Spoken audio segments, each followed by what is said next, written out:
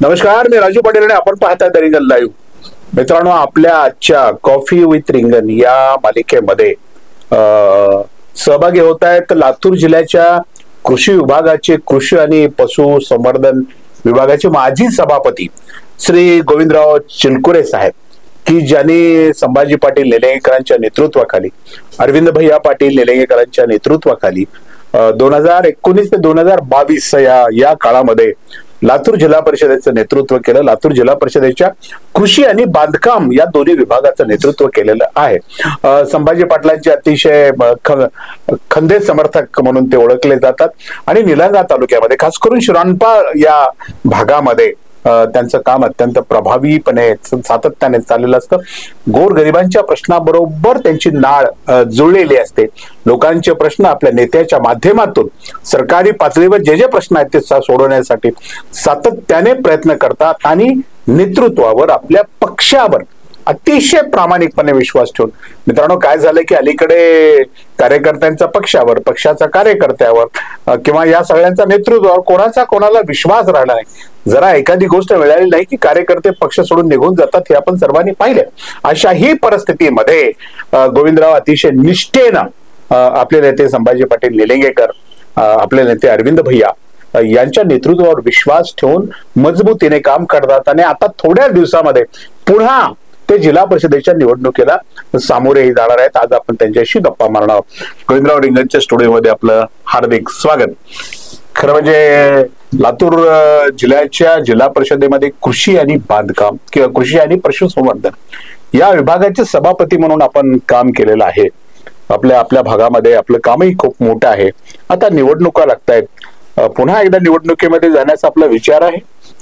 नमस्कार पाटील साहेब, पहिल्यांदा मी तुमचं मनपूर्वक स्वागत करतो आणि खऱ्या अर्थानं रिंगण लाईव्हच्या माध्यमातून तुम्ही जो सामान्य माणसाचा आवाज उठवताय आणि लातूर जिल्ह्यातल्या एका चांगल्या कार्यकर्त्यांना या ठिकाणी व्यासपीठ निर्माण करून देत आहे, त्याच्याबद्दल तुमचं अभिनंदन आहे. तुम्हाला शुभेच्छा आहेत. धन्यवाद. आपण म्हणाला त्याचप्रमाणे आमचे नेते माननीय संभाजी भैया पाटील निलंगेकर साहेब असतील आणि आम्ही ज्यांना मॅनेजमेंट गुरु म्हणतो, हे मॅनेजमेंट गुरु मराठवाड्याचे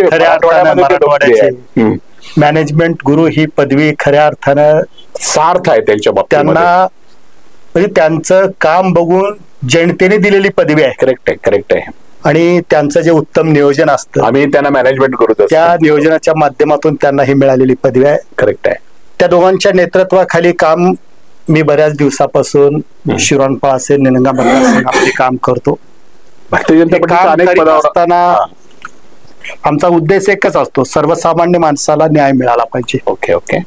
तसं मी भारतीय जनता पार्टीमध्ये वयाच्या 18व्या वर्षापासून भारतीय जनता पार्टी जॉईन केली. क्या बात आहे. भारतीय जनता पार्टी जॉईन करत असताना आमच्या समोर जो पंडित दीनदयाळ उपाध्यायाने विचार दिलाय, आमचे स्वर्गीय नागनाथांना निर्वदे माझे गुरुवदे, हो, ते सांगायचे प्रथम राष्ट्र नंतर पार्टी मग स्वतः. करेक्ट आहे. हा त्यांनी दिलेला जो मूल मंत्र आहे, या मूल मंत्राप्रमाणे आम्ही काम करतो.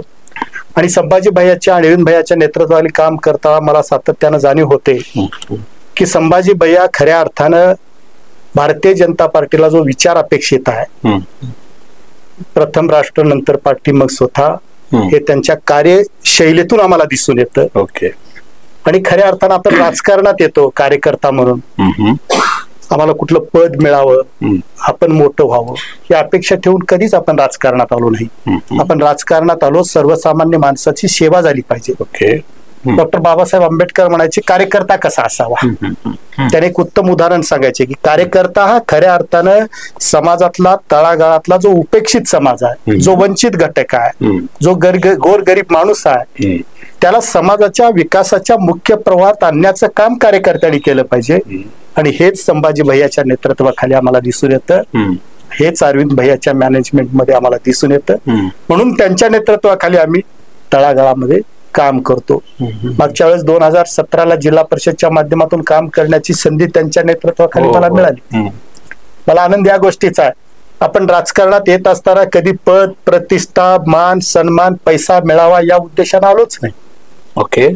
कारण समाजातल्या वंचित घटकाला न्याय कसा देता येईल. आपण एक माझ्या आयुष्यात राजकारणात येण्याचं एक उदाहरण मी तुम्हाला सांगतो.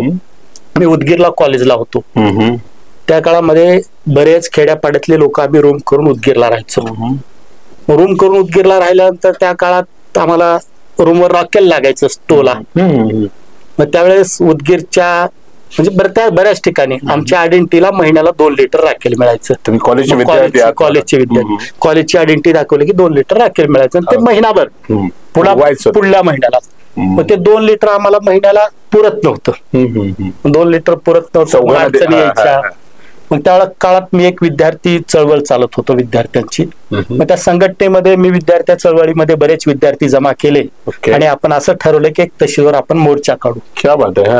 आणि आपल्याला हे 2 लिटर राखेल आता पुरत नाही, आपल्याला 5 लिटरची. पहिला मोर्चा 2 लिटर राखेलसाठी 5 लिटर राखेल महिन्याला विद्यार्थ्याला मिळाला पाहिजे ही मागणी करण्याचा आपण एक मोर्चा काढू. आणि एक मोर्चा आम्ही काढला. त्याला सगळ्या विद्यार्थ्यांचा प्रश्न अत्यंत जिव्हाळ्याचा होता, त्याच्यामुळे फार मोठा प्रतिसाद मिळाला. आणि तो प्रतिसाद मिळाल्यानंतर तो मोर्चा आमचा झाला. आणि त्या काळामध्ये तहसीलदारला ते पावर होते, तहसीलदारला अधिकार होते. तात्काळ तहसीलदारने 2 लिटरचं 5 लिटर आम्हाला मान्यता दिली. कोटा वाढला. त्याच्यामुळे विद्यार्थ्यामध्ये आम्ही लोकप्रिय झालो. मग विद्यार्थ्याची संघटना आम्ही चालवत होतो. मग त्या काळात सगळ्या लोकांचे प्रश्न सोडवणे म्हणजे खऱ्या अर्थानं सर्वसामान्य माणसाला न्याय कसा देता येईल या दृष्टीने आम्ही राजकारणात आलो. आणि भविष्यामध्ये पुढल्या काळामध्ये संभाजीभाईचं नेतृत्व आम्हाला मिळालं. आणि खऱ्या अर्थानं मी डोळे सरांकडेही आम्ही डॉक्टर नाय डोळे सर प्रसिद्ध विचारवंत डोळे सरांनी मला त्यावेळेस एक गोष्ट सांगितली होती. डोळे सरांना आम्ही म्हटलं की आम्ही राजकारणामध्ये काम करू इच्छितो, मी भारतीय जनता पार्टीच्या विचारधारेशी काम करणार आहे. डोळे सर म्हणाले अगोदर भारतीय जनता पार्टीच्या घटनेचा अभ्यास करा. आम्ही अभ्यास केला. अभ्यास केल्यानंतर आम्ही डोळे सरांकडे गेलो. सर मला ही विचारधारा आवडली आहे, अटलजीचं, प्रमोद महाजनचं, मुंडे साहेबांचं नेतृत्व आवडलं, मी काम करणार आहे. तर डोळे सरांनी मला एक गोष्ट सांगितली होती की तुम्ही सार्वजनिक जीवनात काम करत असताना सातत्यानं एखादी विचारधारा तुम्ही स्वीकारल्यानंतर ती विचारधारा कायम स्वरूपामध्ये 30-35 वर्षे त्या विचारधारेचं तुम्हाला काम करायच्या अशा मनाशी खुणगाट तुम्ही तयार करा, अशी तुमची मानसिकता तयार करा आणि तुम्ही काम करत स्थिरता नको. सार्वजनिक जीवनामध्ये डोळे सर सांगायचे सार्वजनिक जीवनामध्ये माणसानं वर्षाला 2 वर्षाला 5 वर्षाला आपल्या सार्वजनिक जीवनाचं ऍडिट करू नये. जर आपण वर्षाला 2 वर्षाला ऍडिट आपण करायला लागलो सार्वजनिक जीवनाचं, जर जी विचारधारा जे काम आपण स्वीकारलोय त्या कामामध्ये आपण पुढे जाऊ शकणार नाही. 30-35 वर्ष तुम्ही सलग त्या विचारधारेचं काम करा आणि मग पाठीमागे फिरून बघा आपण काय कमवलोय आणि काय गमवलोय. अलीकडे 6 महिन्यात ऑडिट असते. आता 1-2 वर्षामध्ये कार्यकर्ते म्हणतात आम्हाला 2 वर्ष झालं तुमच्यासोबत, आता आमचं काय डोळे सरांनी दिलेला विचार आहे. आणि तो विचार काय घेऊन मी या 2 नेतृत्वासोबत काम करतोय. आणि संभाजीभाई याच्या नेतृत्वात काम करत असताना 2017ला त्यांनी जिल्हा परिषदेची उमेदवारी मला दिली. त्याच्या अगोदर संजय गांधी निराधार समितीचा त्यांनी मला अध्यक्ष केलं होतं. हे काम करीत असताना संजय गांधी निराधार मध्ये अनेक उपेक्षित वंचित लोक जे होते त्यांना मी शोधलं आणि त्यांच्या निराधाराच्या पगारी करण्याचं काम केलं. आणि त्या कामाच्या माध्यमातून जिल्हा परिषदेची उमेदवारी दिली. मी निवडून आलो. निवडून आल्यानंतर सर्वसामान्य माणसाला न्याय मिळाला पाहिजे हीच भूमिका आपली राहिलेली आहे. आणि संभाजीभाईच्या नेतृत्वाखाली मी अभिमानानं सांगतो तुम्हाला 1992ला लातूरची जिल्हा परिषद स्थापन झाली. 92 नंतर 2017ला जिल्हा परिषद मध्ये परिवर्तन झालं. करेक्ट. आणि पहिल्यांदा भारतीय जनता पार्टीच्या संभाजीभाईच्या नेतृत्वाखाली ही सत्ता भारतीय जनता पार्टीला जिल्हा परिषद मध्ये निर्विवादपणे मिळाली. पहिल्यांदा एक हाती मिळाली, पूर्ण बहुमताने मिळाली. त्या अगोदर सगळ्या जिल्हा परिषदचा जर अभ्यास केला, मी तरी केलाय, कदाचित माझा अभ्यास चुकीचा असू शकतो, पण मला ठामपणे सांगायचे आहे जी जिल्हा परिषद सर्वसामान्याच्या कामासाठी आहे, सर्वसामान्य माणसांना न्याय देण्यासाठी आहे, ते काम जिल्हा परिषदेच्या माध्यमातून यापूर्वी कधीच झालं नाही. मी कधी म्हणतो राजकीय भाषणामध्ये, पूर्वीची जिल्हा परिषद बाबळगावच्या गडीभोवती फिरायची. ही जिल्हा परिषद सर्वसामान्य तळागाळातल्या माणसात नेण्याचं काम जर कोण केलं असेल तर संभाजीभाईच्या नेतृत्वाखाली मागच्या जिल्हा परिषदने केली आहे. मला एक आनंद या गोष्टीचा वाटतो पाटील साहेब, 2017 ते 22च्या जिल्हा परिषद मध्ये एक वेगळा उपक्रम झाला. तो उपक्रम कोणता असेल तर बाला बाला उपक्रम हो. बाला उपक्रम आम्ही राबवला. त्याच्यातून काय झालं, मी 22 वर्ष 25 वर्ष सार्वजनिक जीवनात काम करतोय. आम्ही पूर्वी गावात गेलं तर लोक आम्हाला राजकीय नेता म्हणून आमच्याकडे आले की काय सांगायचे, आमच्या गावात समाज मंदिर द्या म्हणायचे, आमच्या गावात सभागृह द्या म्हणायचे, आमच्या गावात नाली द्या म्हणायचे, आमच्या गावातली काय सडक, हे मागितलं पाहिजे लोकांनी. पण खऱ्या अर्थानं लोक कधी शाळेला पैसे मागत नव्हते, लोक कधी अंगणवाडीला पैसे मागत नव्हते. पण बाला उपक्रम आपण राबवला संभाजी भैयाच्या नेतृत्वाखाली आणि सगळ्या गावागावातल्या लोकांना याच्यामध्ये सहभागी करून घेतलं. लोकांनी गावामध्ये पट्ट्या केल्या आणि शाळा रंगवल्या. जे लोकांचा पाहण्याचा दृष्टिकोन बदलला, मानसिकता लोकांची संभाजी भैयाच्या नेतृत्वामुळे बदलली. आता गावात गेल्यानंतर लोक पैसे कशाला मागतात, आधी शाळेला पैसे मागतात, आधी अंगणवाडीला पैसे मागतात, आधी दवाखान्याला पैसे मागतात. ही लोकांची मानसिकता बदलली. आपल्याला देश पुढे घेऊन जायचे आहे, जिल्हा सामर्थ्यशाली बनवायचे आहे, देशातल्या नवीन तरुण लहान लहान मुलाचं भविष्य घडवायचे आहे. तर ग्रामीण भागातल्या जिल्हा परिषदच्या शाळा टिकल्या पाहिजेत, त्या मजबूत झाल्या पाहिजेत आणि जिल्हा परिषदच्या शाळेकडे लोकांचा बघण्याचा म्हणजे दृष्टिकोन बदलला पाहिजे. लोकांना वाटलं पाहिजे ह्या गावची जिल्हा परिषद शाळा माझी शाळा आहे. अहो, जिल्हा परिषदच्या शाळेत आज कुणाची लेकरं शिकतात? सर्वसामान्य गोर गरीब माणसाची लेकरं कुठे शिकतात? जिल्हा परिषदच्या शाळेत शिकतात. तुमचे सगळे धंदाटग्या लोकांची लेकरं इथे इंग्लिश स्कूलला शिकत असतील, पण गोर गरिबाच्या मुलासाठी ग्रामीण भागातल्या जिल्हा परिषदच्या शाळा टिकल्या पाहिजेत, जिल्हा परिषदच्या शाळा सक्षम झाल्या पाहिजेत. आणि ते करण्याचं काम जर कोण केलं असेल तर मागच्या जिल्हा परिषदनं केल्या आणि संभाजी भैयाच्या नेतृत्वाखाली केल्या. या गोष्टीचा आम्हाला सार्थ अभिमान. गोविंदराव, माझा प्रश्न असा होता की निवडणुका लागल्या, पुन्हा निवडणूक लढवण्याची इच्छा आपल्याला आहे? साहेब, मी भारतीय जनता पार्टीच्या विचारधारेचं काम करणारा कार्यकर्ता आहे. संभाजी भैयाच्या नेतृत्वाखाली असेल, आता नवीन जिल्हाध्यक्ष आमचे बसवराज पाटील मुरुमकर साहेब असतील आणि सगळ्याच जिल्ह्यातले सर्व नेते, अप्पा असतील, अभिमन्यू पवार असतील, सर्वांच्या नेतृत्वाखाली काम करणारा आणि भारतीय जनता पार्टीच्या विचारधारेवर विश्वास असणारा मी कार्यकर्ता आहे. ओके. भारतीय जनता पार्टीनं सांगितलं तुम्हाला उमेदवारी द्यायच्या, निवडणूक लढवायच्या, आपण निवडणूक लढवायला तयार आहोत. पण माझं एक स्वप्न आहे, मी ज्या भागामध्ये काम करतो, आता माझं कार्यक्षेत्र शिरोणपाळ तालुका आहे, त्या तालुक्यामध्ये 2 जिल्हा परिषदचे गट आहेत आणि 4 पंचायत समितीचे गण आहेत. 2 जिल्हा परिषदच्या गटामध्ये 4 पंचायत समितीच्या गणामध्ये भारतीय जनता पार्टीच्या विचारधारेचं काम करणारा कार्यकर्ता, कमळ या चिन्हाचा कार्यकर्ता निवडून आला पाहिजे. हे माझं काम आहे, हे माझं स्वप्न आहे किंवा हेच माझं ध्येय आहे आणि यासाठीच मी काम करणार आहे. आणि खऱ्या अर्थानं त्या ठिकाणचे 2 गटातले आणि 4 गणातले 6 उमेदवार ज्यावेळेस दिवशी निवडून येतील त्यावेळेस खऱ्या अर्थाने मी निवडून आल्यासारखं आहे. काँग्रेस पण मोठी ताकद लावते तुमच्या मतदारसंघात आता. काही एक सांगतो तुम्हाला, काँग्रेस ताकद लावणार आहे पण खऱ्या अर्थानं भारतीय जनता पार्टीचं काम आहे. साहेब, मी आता कृषी पशुसंवर्धन विभागाचा सभापती होतो. मी मागच्या काळामध्ये बरेच कृषी आणि पशुसंवर्धन विभागाचे सभापती होते, पण जे काम कृषी आणि पशुसंवर्धन विभागामध्ये मागच्या काळामध्ये व्हायला पाहिजे होतं ते कधीच झालं नव्हतं. तुम्हाला मी मुद्दाम सांगतो, माझ्याकडे काही नोट्स पण आहेत, मी तुम्हाला देतो. मी कृषी सभापती झालो. कृषी सभापती झाल्यानंतर जे आमची सभागृहामध्ये मासिक बैठक व्हायची कृषी विभागाची, पण ते पूर्वी होत होत्या. मग ती बैठक, मी पहिल्यांदा बैठकीला गेलो, मी बैठकीचा अध्यक्ष होतो. मग सगळे कृषीतले तज्ञ लोक त्या बैठकीला यायचे. मग कृषी विभागाचा सभापती आणि बाकी सदस्य सगळे जिल्हा परिषद सदस्य ह्यांच्या समोर त्यांनी कृषीमध्ये कसं काय तंत्रज्ञान वापरावं, कुठल्या म्हणजे काय पेरावं, त्याची मेहनत कशी करावी, हे सगळं तत्वज्ञान आमच्या समोर सांगायला, शासकीय माहिती. मग मला वाटलं आपण आता हे 5-7 जण ऐकून ह्याचा उपयोग काय होणार आहे. मग मी त्या दिवशी निर्णय घेतला, आता या पुढच्या बैठका, कृषी समितीच्या बैठका कधीच सभागृहात घ्यायच्या नाहीत आणि त्या सगळ्या समितीच्या बैठका आपण पुढच्या दर महिन्याची बैठक प्रत्येक तालुक्यातल्या एका शेतकऱ्याच्या शेतात घ्यायची आणि शेतकऱ्याच्या शेतात बैठका घेण्याचा निर्णय मी घेतला आणि त्या बैठकीला आजूबाजूच्या गावातले शेतकरी जमा करायचे आणि एका बैठकीला मी कलेक्टर साहेबांना आमंत्रित केलो. बहुत बढिया. आपले पृथ्वीराज बीपी कलेक्टर होते, ते आमच्या वडवळच्या बैठकीला आले. आमचे सीओ गोयल साहेब 2-3 बैठकीला आले.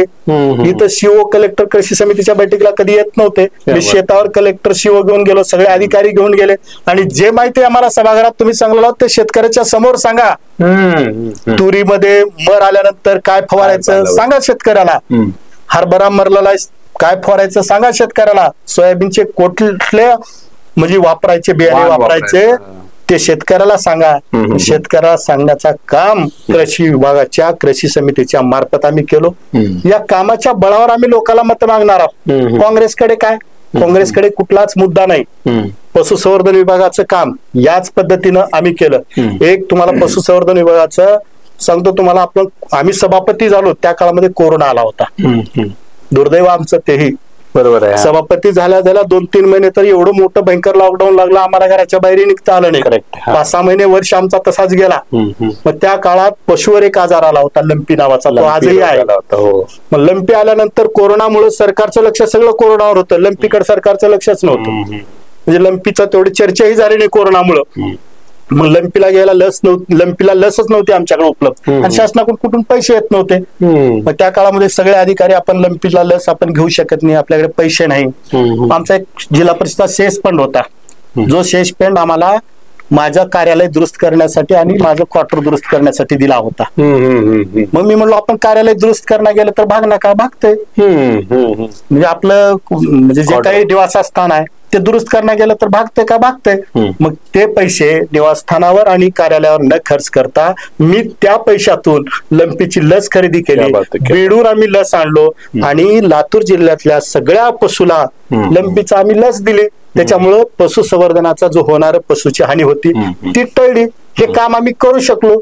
आता हे मी का करू शकलो, जर मी माझं कार्यालय चांगलं करू शकलो असतो, माझं निवासस्थान चांगलं करू शकलो असतो, पण आमच्यावर आमच्या मातोश्री रुपाताई पाटील निलंगेकर यांचे चांगले संस्कार होते, संभाजी भैयाचं नेतृत्व होतं, म्हणून मी हा निर्णय घेतला. आणि आमच्या सगळ्या सदस्यांनी याला म्हणजे सहकार्य केलं, सगळ्यांनी पाठिंबा दिला. आणि आम्ही एकही त्या काळामध्ये लंपीचं, पहिल्या कोरोनाच्या काळामध्ये लंपीचं एकही जनावर जिल्ह्यामध्ये दगावलं नव्हतं. पण दुर्दैवानं पुन्हा नुकसान झालं असेल, पण त्या काळामध्ये आम्ही जनावर दगावू दिलो नाही.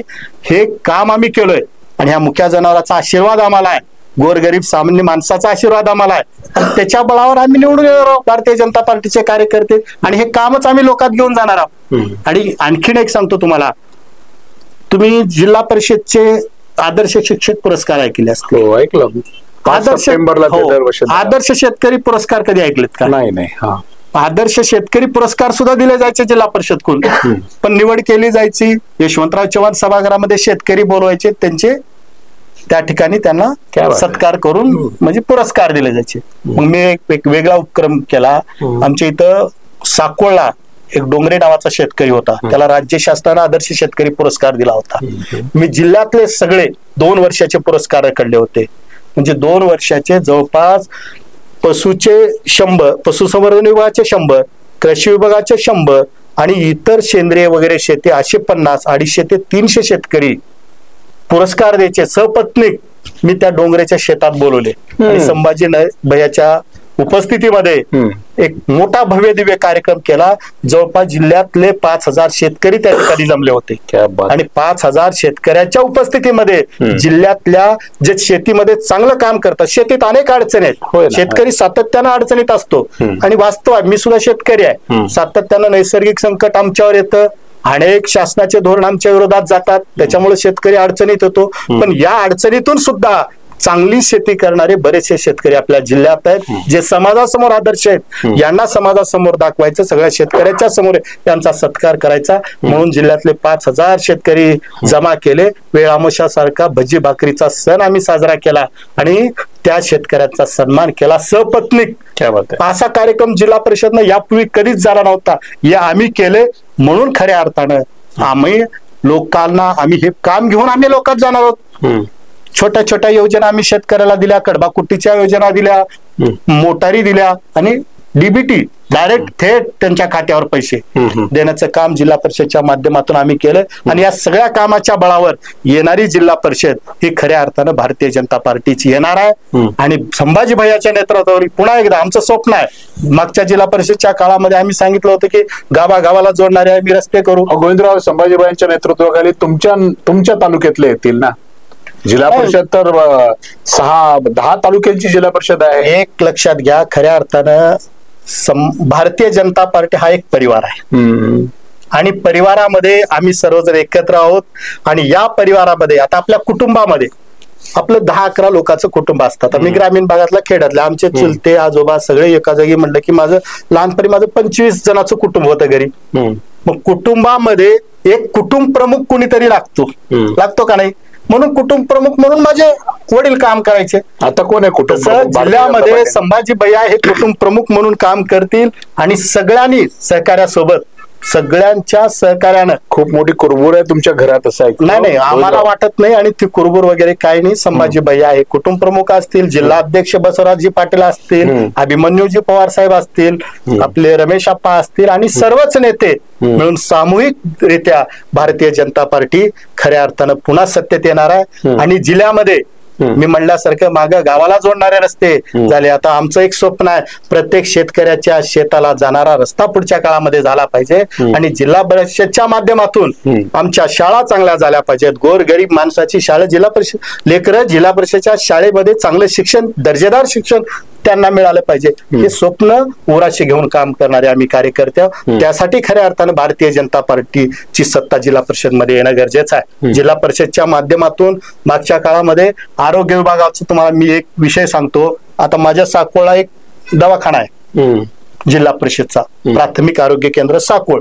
यापूर्वी तो होता. प्रत्येक आपल्या जिल्ह्यामध्ये बरेच प्राथमिक आरोग्य केंद्र आहेत. आता प्राथमिक आरोग्य केंद्रामध्ये MBBS MD झालेला डॉक्टर असतो, पण लोकांचा त्याच्यावर विश्वास नसायचा. लोक कुठल्या तर बाजूच्या BAMS वाला BHMS वाल्याला त्याला पैसे द्यायचे आणि त्याच्याकडे म्हणजे आपली ट्रीटमेंट करून घ्यायची. आमच्याकडे MD आहे, फुकट ट्रीटमेंट करणार आहे, पण लोक जायचे नाहीत. सरकारी आहे. पण ते आमच्या काळामध्ये सुंदर माझे कार्यालय हा उपक्रम राबवला आणि आरोग्य विभागामध्ये एवढं चांगलं काम जिल्हा परिषदच्या माध्यमातून झालं.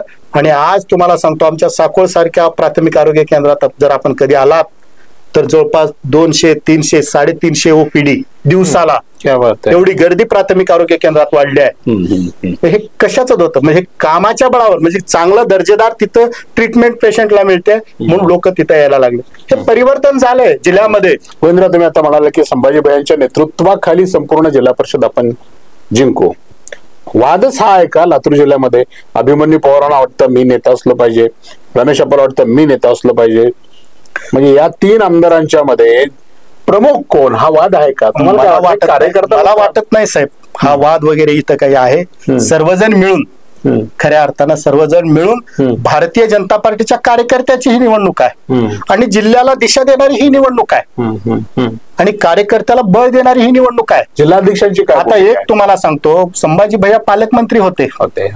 त्या काळामध्ये जिल्हा परिषदच्या शाळा दुरुस्तीला त्याच्यापूर्वी 1.5 कोटी, 2 कोटी, 3 कोटी, 5 कोटी रुपये यायचे.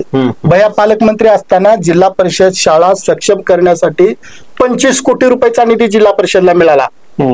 हा विक्रमी निधी आहे. हा फार मोठा विक्रम त्या काळामध्ये झाला. हे आम्ही कशासाठी करतोय? हे नेतृत्व, मला नेतृत्व मिळावं म्हणून नाही, तर इथल्या जिल्ह्याला चांगली दिशा मिळावी, जिल्ह्यातल्या गोरगरिबाच्या मुलाला चांगलं शिक्षण मिळावं, चांगलं दर्जेदार शिक्षण मिळावं, हा उद्देश आमचा आहे.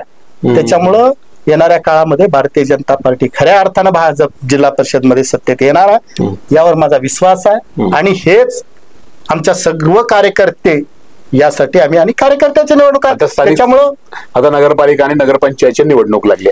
काय राहील नगरपालिका निलंगा काय राहील किंवा तुमच्या नगरपंचायतीच काय राहील? नगरपंचायती आता माझी आमची श्रावणपाची नगरपंचायत आहे, त्याची निवडणूक आणखी 1-1.5 वर्ष नाही आमच्या इथली कुठली लागले. निलंग्याची नगरपालिका सुद्धा संभाजी भैयाच्या नेतृत्वाखाली भाजपची येणार आहे, त्यामध्येही कुठल्याही प्रकारची शंका नाही.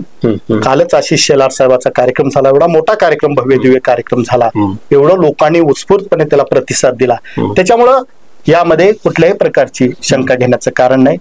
फक्त जिल्हा परिषद आणि पंचायत समित्यामध्ये आम्ही काम करतोय.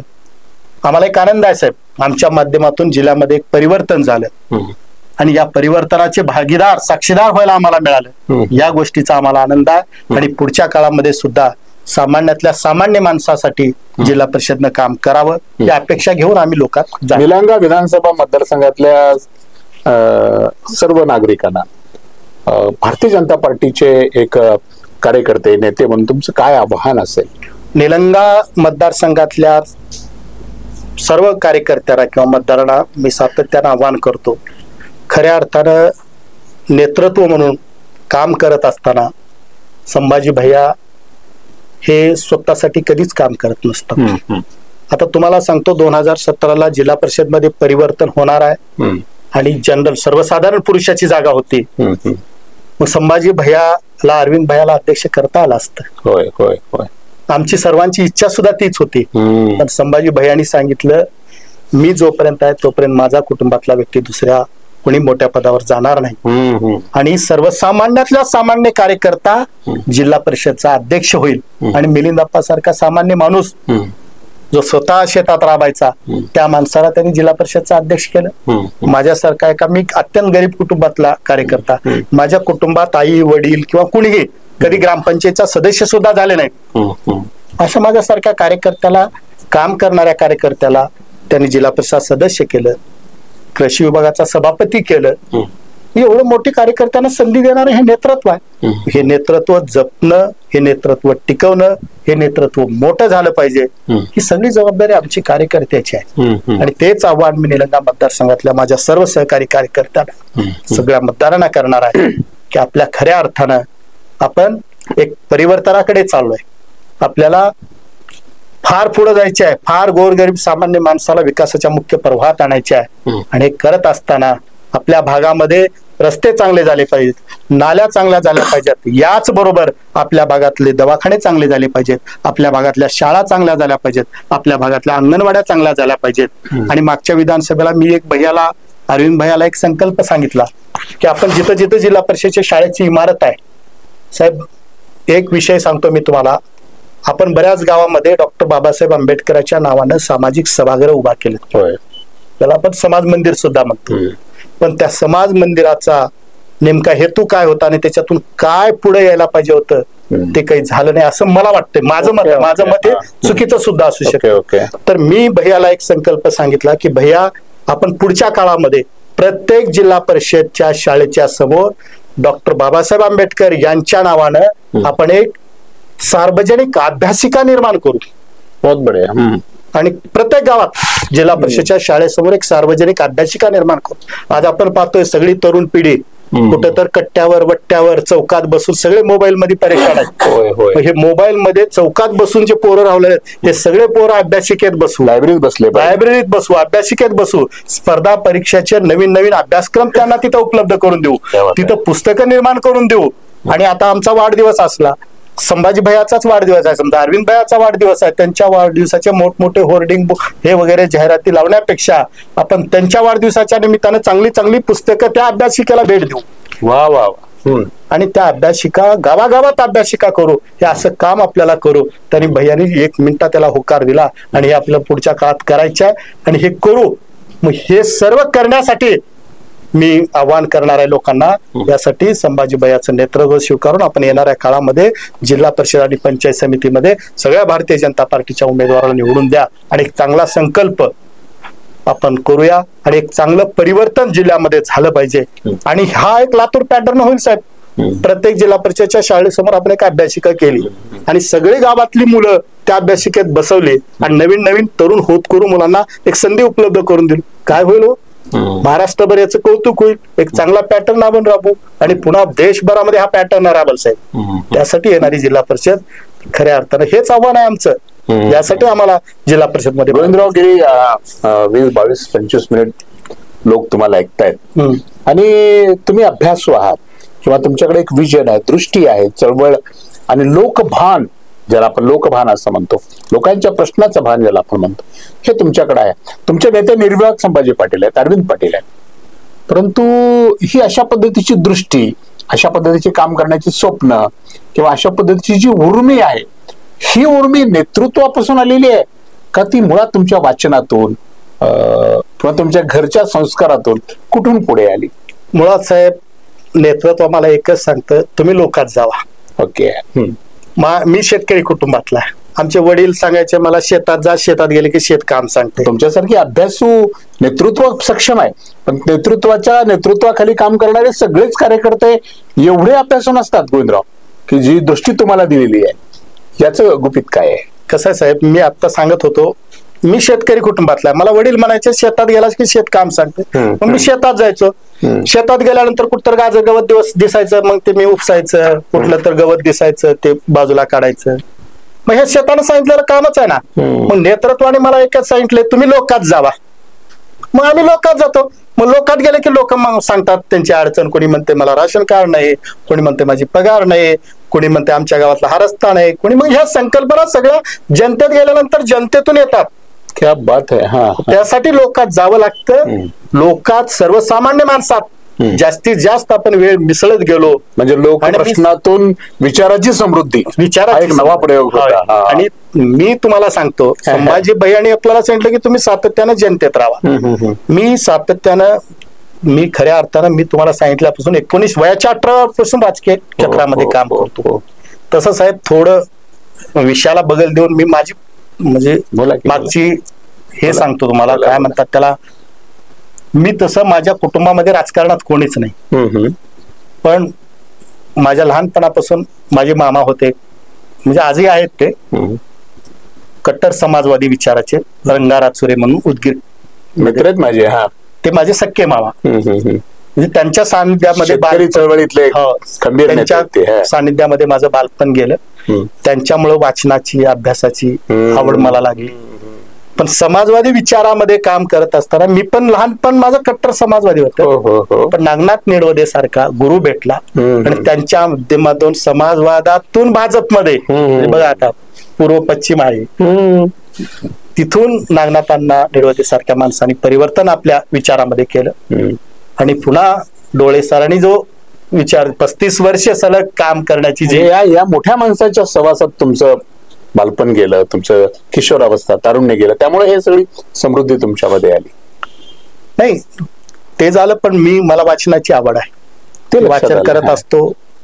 आपला अभ्यास आहे. मी कॉलेजला असताना वादविवाद स्पर्धा वगैरे करायच्या, त्याच्यामध्ये मला विद्यापीठाचं गोल्ड मेडल मिळालं वादविवाद स्पर्धेमध्ये.